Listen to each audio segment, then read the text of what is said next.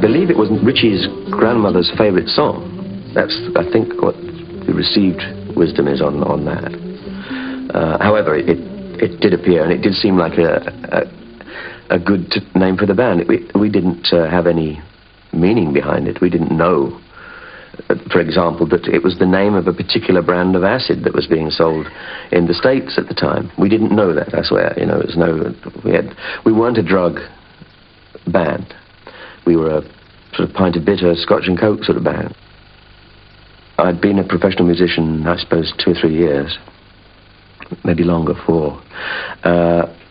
And I met a guy who was the drummer with the Searchers. I mean, remember the Searchers? One of the early sort of Merseybeat type bands, although they were from Manchester, I think. But anyway, and this guy was called Chris Curtis, and he was introduced to me, and it was 1967, and it was very 60s by then. You know, a lot of caftans and bells and beads and all sorts, and I had them all, of course. And it was a gorgeous summer, I remember, delightful.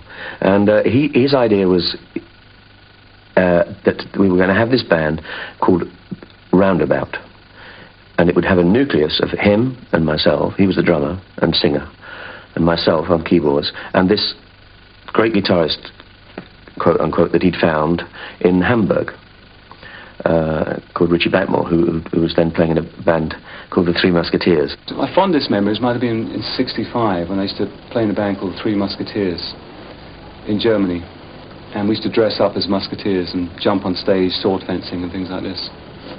That was a very good band, but we didn't really do much work. I think we worked once a year. Then Chris Curtis disappeared. No one at the time knew where he'd gone. I mean, I think certain substances might have had something to do with it, you know, like LSD and all these wonderful things that were available in the 60s. And I thought, oh, well, that was that. You know, it was nice while it lasted, blah, blah, carry on, trying to earn my living as a session musician. I then got a telegram from this guy, Tony Edwards.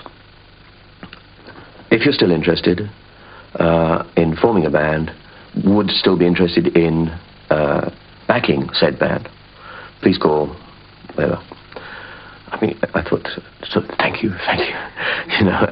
So I called him, and he had no idea at all of what he wanted, only that he wanted to do it. And he called Ritchie, and Ritchie came over in the December of '67. We certainly hit it off musically straight away. You know, I remember he had an acoustic guitar, which he played me some ideas that he'd had, and I had this little tiny electric piano, and I joined in, and we messed around for several hours, wrote 2 or 3 numbers, which actually ended up on the first album that we did, and decided that, yes, we would do it. But we had a bass player called Nick Simper, who had been playing in the band that I was playing in at the time, which was the backing band for the Flower Pot Men. I was in a band. We were playing in Hamburg, at a 3-week crazy stint at the Star Club there. And Ritchie at that time was living in Hamburg. He obviously liked the way I played. You know, came and said, you know, nice work. And then, you know, we finished the job. He was still living in Hamburg. I went back to England with my band. And about a year after that, the singer in my band was Rod Evans. Applied for the singing job in this new band, which was to become Deep Purple. And Ritchie remembered me from the year ago in Hamburg and said, "You still got the drummer?" And I said, "Yes, we'll bring him along." And Ian very much has a sound that's his, and of course Ritchie, as we all know, has a sound that's his. And the combination of Ritchie's sound and John's organ, with the rhythm being kept by Ian, is the Deep Purple sound.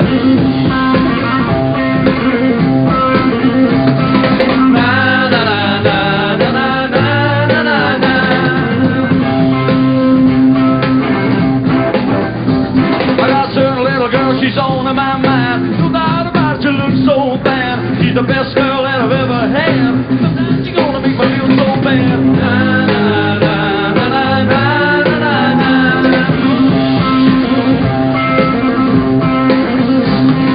Na, na, na, na, na, na, na, na.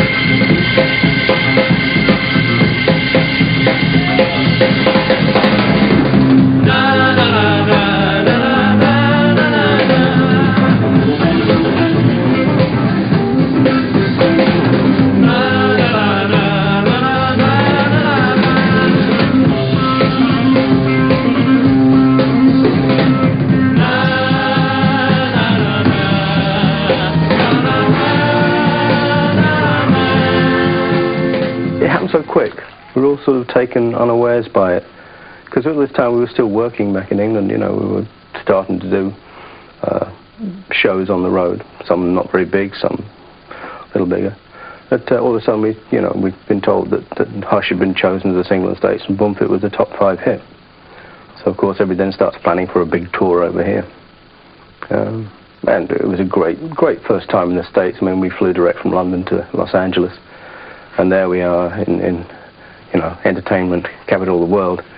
And there's these great big Cadillac limousines, which we've only seen in the movies before, picking us up. And the same night we get taken to Hefner's penthouse pad in the Strip, and hey, we're here, and we're arrived. In 1968, when we started playing, we were copying Vanilla Fudge. I don't know if you know the band. They were from Long Island. And that was the type of music we wanted to play. Heavy organ, Hendrix type of music. And funnily enough, they liked us. They thought that we were kind of innovators, and we were just copying them. So it's amazing what you can do and get away with and get paid for it. So that's how we started, really. Ritchie was more and more getting towards what would become hard rock, is what he wanted. And I think when he heard Hendrix, it was a pretty big moment for him.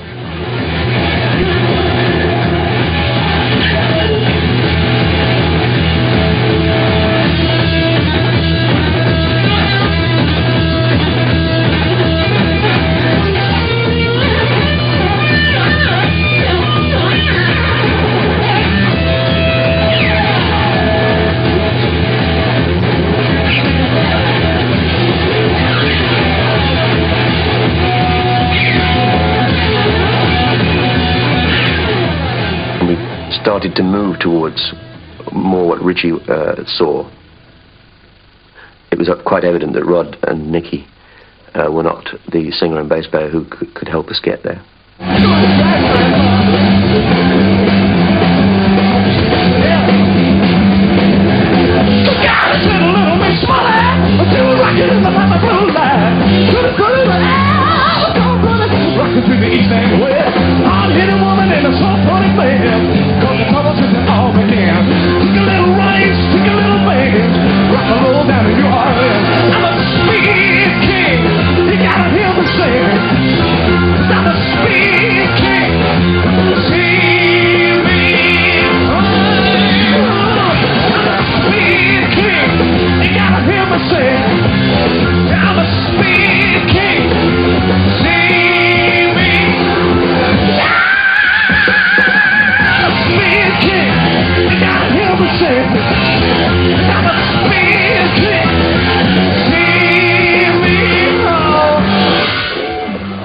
Say that I think the prime mover behind Purple's music all these years has been Ritchie Blackmore. He almost invariably is the one that comes up with the kernel of an idea, you know, the little spark, the little riff that everyone goes, oh, that's good, let's work on that.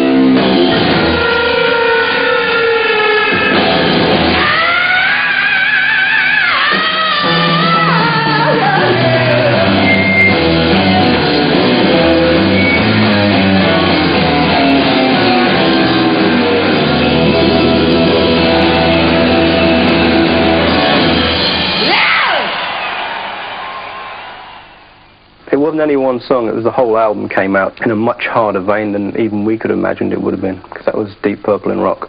Every track on that album is a powerful statement about one thing or another, whether it had been a lyrical statement anti-drugs, or whether it had been a musical statement with the virtuosity in the band.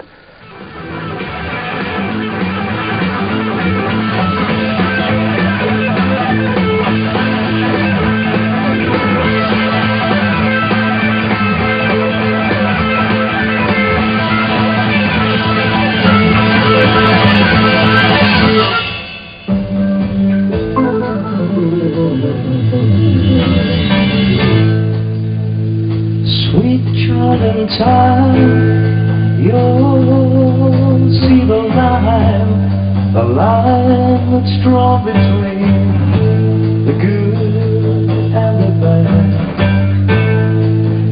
See the blind man, yeah, he is shooting at the world, bullets flying, oh, they're taking toll.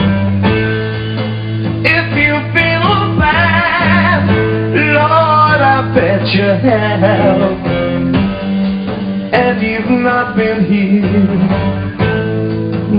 hit by a flying lead.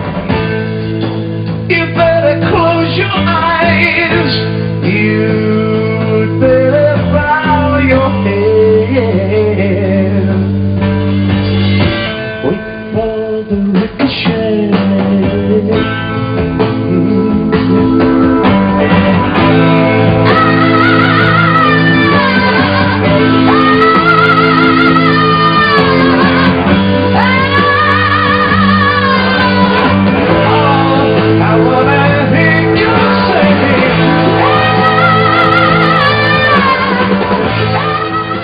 So Deep Purple in Rock came out and were huge, and it stayed in the charts for a year. Right. And we toured in the wake of that pretty extensively around Europe. It didn't happen in America. So we kind of forgot America for a while and concentrated on Europe. And then we did the follow-up album, Fireball. As an album, it didn't do anything like what Deep Purple in Rock had done. In fact, I remember going to Germany once, and they had expected it to be gold by the time we got there, and it wasn't. But they had all the presentation and the party all lined up, so they decided to go ahead with that anyway, and presented us with half a gold record, actually cut down the middle. And we didn't know whether to laugh or whether to be insulted and walk away. There once was a woman, a green kind of woman, trying to get some reason down in history. Her name wasn't empty, her face was never fancy. She left the tree like happiness to mystery. Everybody loves her. She left to everyone again with pictures. I tried to take her, I even tried to take her. Then I need to take her, won't you ever? I want you, I need you, I gotta hear you. I spent my money and this is my turn. I want you, I need you, I gotta hear you. Oh, got a strange kind of woman, yeah. Well, she finally said she loved me. I went in a hurry. No more calling than I close the drive. I'm dreaming, I feel like screaming. Woman by woman just before she died. I want you, I need you, I gotta feel you. I think my money has my nerve. I want you, I need you, I gotta feel you. Oh, yeah, the strange kind of woman. She was so evil. Can't believe it. All right.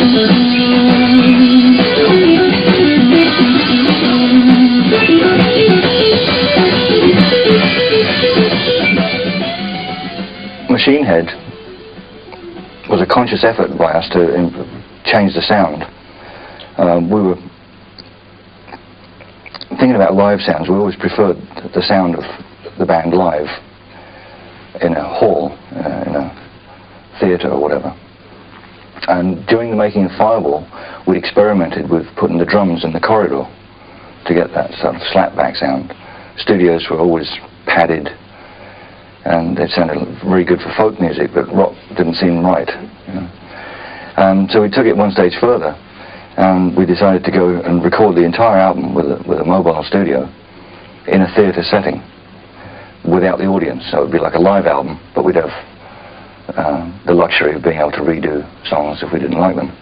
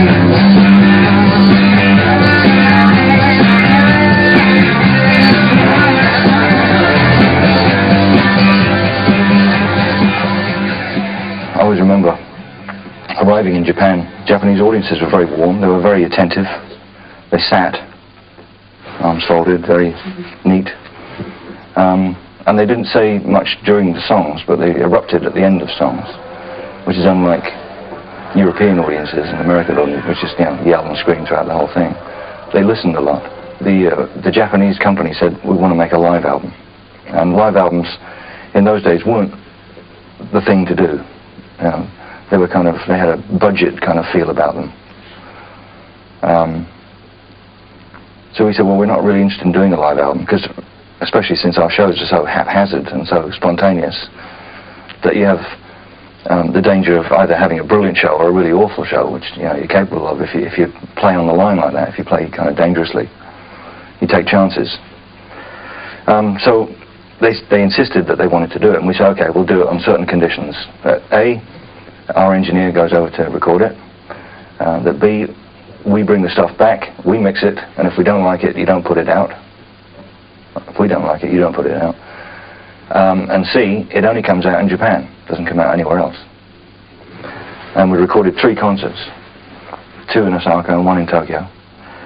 And most of the material from Made in Japan comes from the second night in Osaka, because the first night we were on stage like 4 puppets, you know, we're being recorded. Make sure I don't make any mistakes, you know. But by the second night we kind of relaxed to it. And we got back to England, and a couple of weeks later got in the studio to listen to these tapes. And we were, I mean, just bowled over by how good they were. And that became Made in Japan. Well, I think that really is probably the most important album for us, because although the record company were loath to release it because they wanted the new studio album, we said, yeah, but you know, it's the Machine Head tour. It's going to be released right after Machine Head, otherwise it's going to be out of date. We kind of forced their hand on it, and they eventually released it. Happily for them, because it went platinum, and it dragged Machine Head up with it. That went platinum. Smoke in the Water, the live version of Smoke in the Water, is really what made Smoke in the Water happen. And to me, the essence of this band is live. Nobody gonna take my car, they're gonna race it to the ground. Nobody gonna beat my car, they're gonna break the speeders down. Oh, it's a killer machine, it got everything.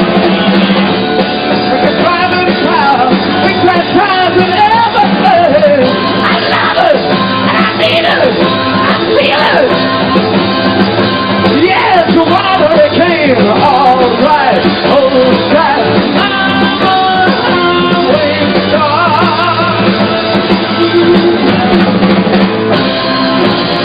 Nobody gonna take my girl, they're gonna keep her to the end. Nobody gonna take my girl, today's clothes on everywhere. Oh, she's a killer machine, she got everything. Like a driving car, big fat tires and everything.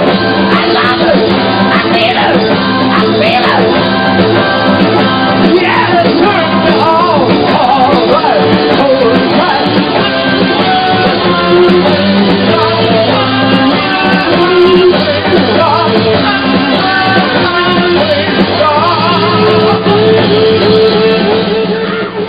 My role was exactly what I wanted to be. I mean, I had no concept of being the drummer. I was the star in the middle of the stage, and Richie was the star on the left of the stage, and John was the star on the right of the stage. We used to have this just permanent sort of friendly battle. Who was going to steal the limelight from the next guy?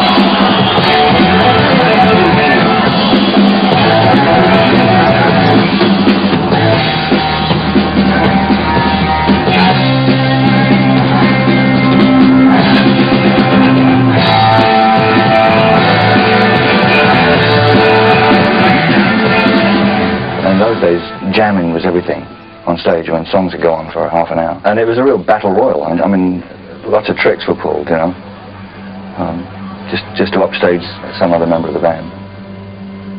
I had classical training for 1 year when I was 11, and I kind of studied Bach and all that stuff. And that's still there, a little bit. I don't like to get into it too much. It's a whole different way of playing. It's finger style. And I don't play very much of that. I keep it to the plectrum style. I keep just inflections of classical music rather than really kind of hardcore classical.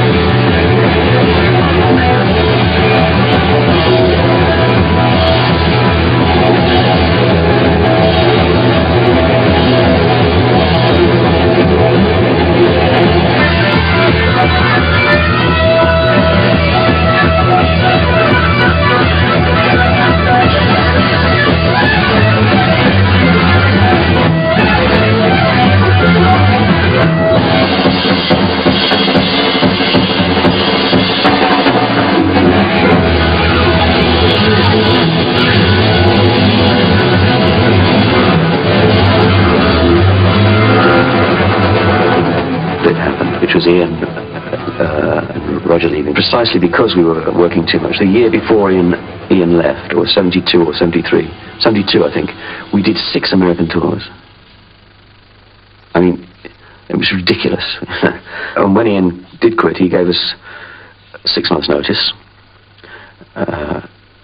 Very pleasant chap. And I really thought that was the end of it. I thought, well, we've had a good run for our money. And then I got taken to a restaurant by one of our managers, John Coletta, and he showed me a copy of Billboard. I think we had 11 different entries in singles, albums, back albums. You know, we were all over the place. It was exploding. And that year, 1973, we were the top album-selling artists in the United States. And he said, you can't stop now. So well, we just did. You know, we lost our singer and our bass player. I mean, you know, how much more final can that get? He said, replace them. And to be quite honest, I hadn't even thought of it. It never occurred to me. You know, I just thought, oh, we can't. We've already replaced the singer and the bass player once. We can't do it again. But so I spoke to Richie, and he said, well, we could try. So we auditioned and sent out a message for tapes to be sent in, and we listened to thousands. And one of them was David Coverdale. He had a glorious voice. He did a brilliant audition. And so we gave him the job. In the time we were looking for a singer, we'd also seen Glenn Hughes, who had played in a band called Trapeze and was sensational. Absolutely wonderful. Sang like a dream. Great looking guy, hair down to here. Played great bass guitar. So we snapped him up.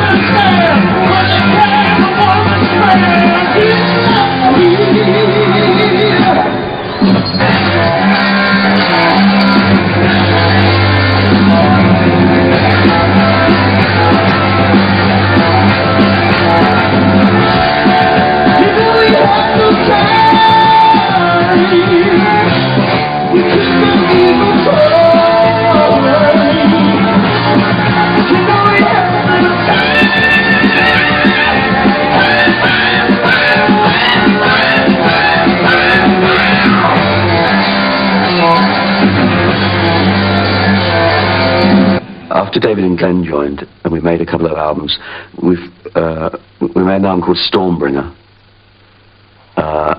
which Richie didn't like, and that was, for him, that was it, and he left. I just felt that the band was becoming too bluesy, not bluesy, but kind of funky, and I don't like funky soul music. I like blues, and I like classical music, hard rock, medieval rock, but I don't like that funky blues, and that's when I said, I'm off. He'd had enough, and by then, I'd had enough. I'd said, no, okay, no more chopping and changing, I'm out. Then David came to me, pleading with me to stay on. He said, I've heard a guitarist who will be able to fill Richie's shoes, called Tommy Bolin. Tommy was a delightful man, an absolutely lovely, lovely lost soul. And he was dreadfully into heroin, I believe. Stormbringer.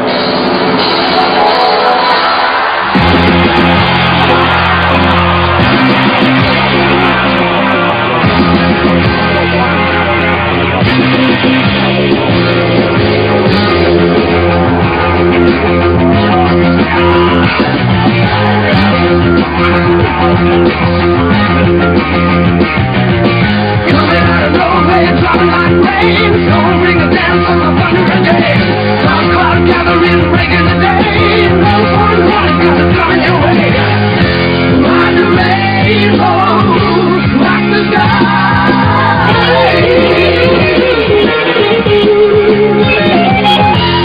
Spring is coming, time to die.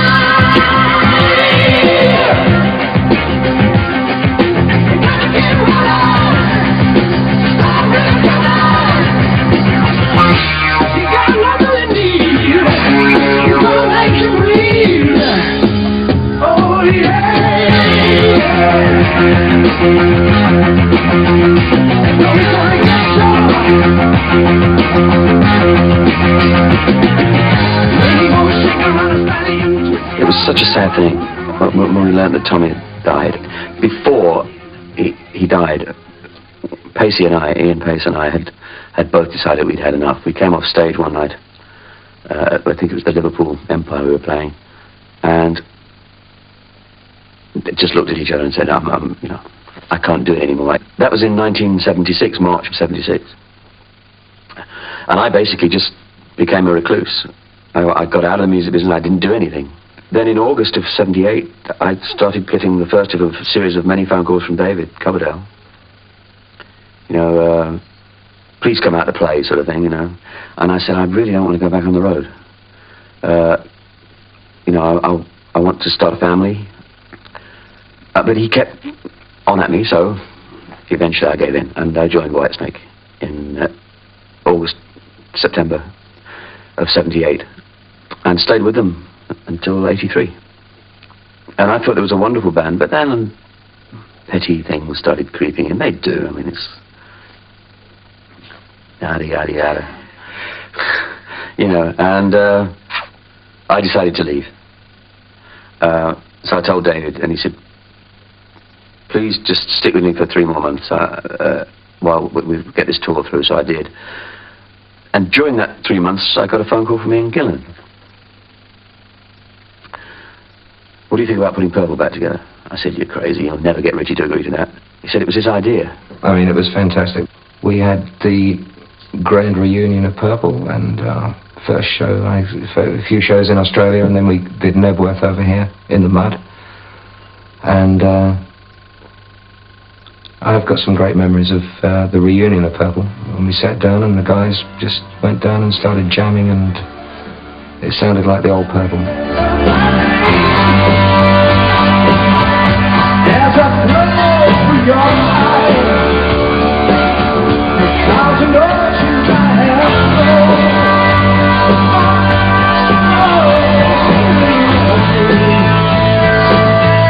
Around the darkest conditions, it's the gift of the season.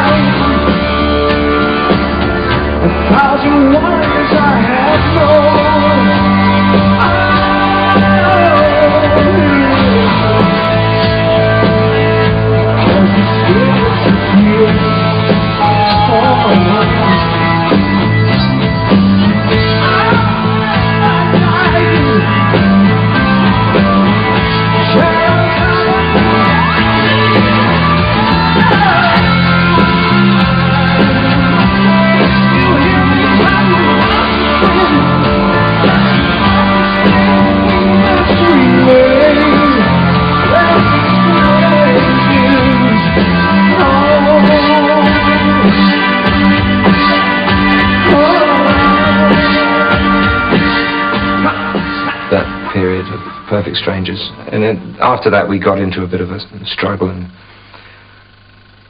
the same old problems started to emerge.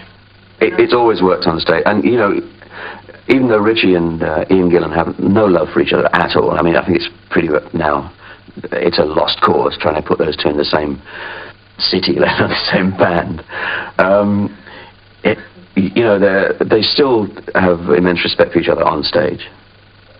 And Richie will still say that nobody has ever made him laugh like Ian Gillan did on stage. Sometimes he was hilarious. The plan is, I think at the moment, to get through to 1993 and then just see where we stand. I think you always go forward.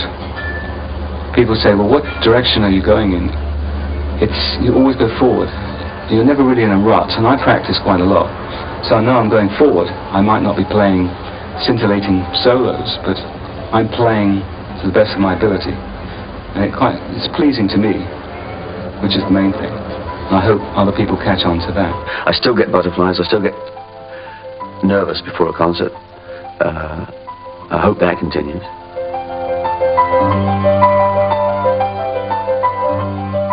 I want to play until 1993, so that we see that 25th anniversary. I think that'll be fun. To stand on stage and say, right, it's 25 years, a quarter of a century. It's quite amazing.